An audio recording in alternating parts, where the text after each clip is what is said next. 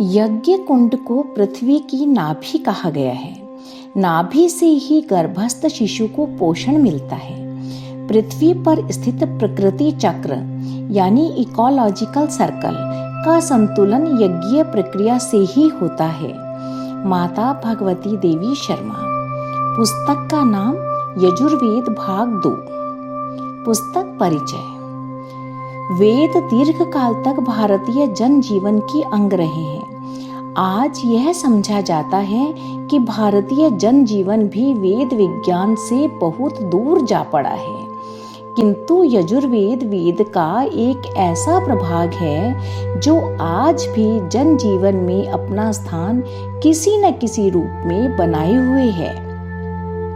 देव संस्कृति के अनुयायी पश्चिमी सभ्यता से कितने भी प्रभावित क्यों न हो गए हों, जन्म से लेकर विवाह एवं अंत्येष्टि तक संस्कार परक कर्म कांडों से उनका संबंध थोड़ा बहुत बना ही रहता है। संस्कारों एवं यज्ञीय कर्म कांडों के अधिकांश मंत्र यजुर्वेद के ही हैं।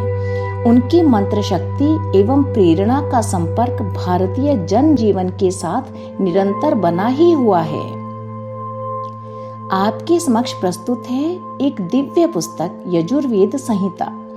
इसी आशा के साथ इसका स्वाध्याय यदि मनोयोग पूर्वक करेंगे और इसकी उस गहराई तक पहुंचेंगे जिसको ध्यान में रखकर यह प्रयास किया गया है, तो निसंदेह उन्हें एक नई दृष्टि के साथ हर्ष भी प्राप्त होगा।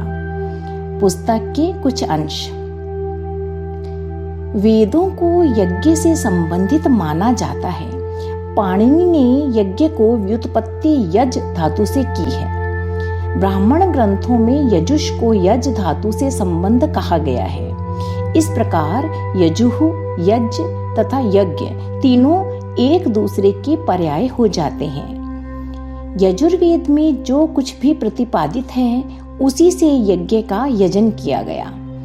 यज्ञों की यजन के कारण उसे यजुर्वेद नाम दिया गया है, ऐसा शास्त्र का निश्चय है। वेदों की मुख्यतः 2 धाराएं कही जा सकती हैं। यज्ञ का वह सनातन रूप जो अनादिकाल से अबाध गति से चल रहा है, उससे विश्व की सृष्टि हुई और उसी के अंतर्गत सृष्टि का पोषण परिवर्तन चक्र चल रहा है।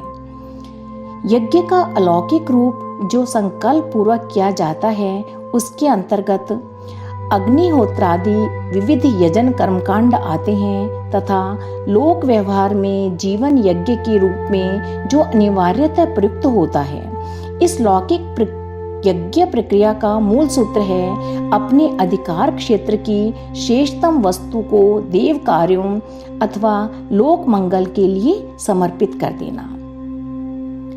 वेद को श्रुति कहा जाता है। दिव्य ज्ञान का यह प्रभाव गुरु के श्रीमुख से सुनकर शिष्यों द्वारा विस्तार पाता रहा।